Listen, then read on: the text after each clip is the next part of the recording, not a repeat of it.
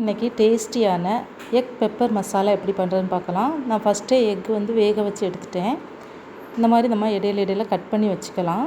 ஃபஸ்ட்டே ரெடி பண்ணி வச்சுக்கணும். எல்லா எக்கையும் இந்த மாதிரி கட் பண்ணி வச்சுக்கலாம். கட் பண்ணி வச்சுட்டோம்னா நம்மளுக்கு ரொம்ப ஈஸியாக இருக்கும். கடாயை அடுப்பில் வச்சுட்டு ஆயில் 2 டீஸ்பூன் ஊற்றிக்கலாம். ரொம்ப ஹீட் ஆகிடக்கூடாது. ஆயில் ரொம்ப ஹீட் ஆகிடுச்சுன்னா கரிஞ்ச வாசனை வந்துடும். இந்த பக்குவத்திலேயே நீங்கள் மஞ்சள் தூள் 1/4 டீஸ்பூன், மிளகுத்தூள் 1/2 டீஸ்பூன், மிளகுத்தூள் தேவைன்னா 1 டீஸ்பூன் கூட நம்ம சேர்த்துக்கலாம். மிளகாய்த்தூள் 1/2 டீஸ்பூன்,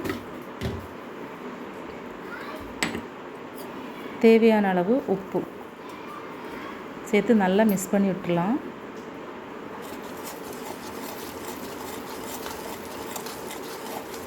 அடுப்பு சிம்மிலே தான் வச்சுக்கணும். ரொம்ப கூட்டி வச்சிட்டோன்னா கரிஞ்ச வாசனை வந்துடும். இந்த பக்குவத்தில் நம்ம கட் பண்ணி வச்சுருக்கிற எக்கையெல்லாம் சேர்த்துக்கலாம். இந்த மாதிரி எல்லா எக்கையும் சேர்த்த பிறகு நம்ம நல்லா மிக்ஸ் பண்ணி விட்டுருவோம்.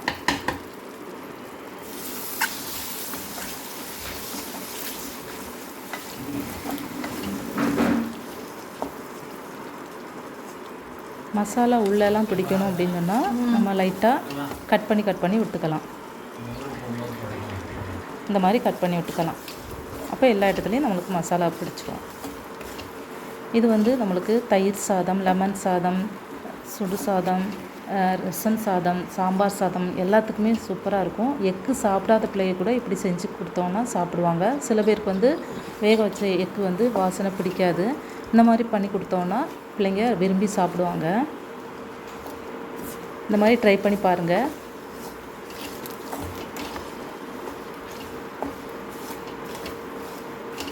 கருவேப்பிலை நீங்கள் ஃபஸ்ட்டே சேர்த்துக்கலாம் தேவைன்னா. நான் லாஸ்ட்டாக தான் சேர்த்துருந்தேன் கருவேப்பிலை. பெப்பர் காரத்துக்கு ஏற்றவாறு நீங்கள் தூக்கலாக சேர்த்துக்கலாம்.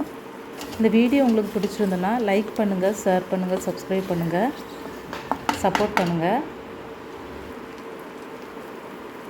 கருவேப்பிலை தூவி நம்ம ஆஃப் பண்ணிக்கலாம்.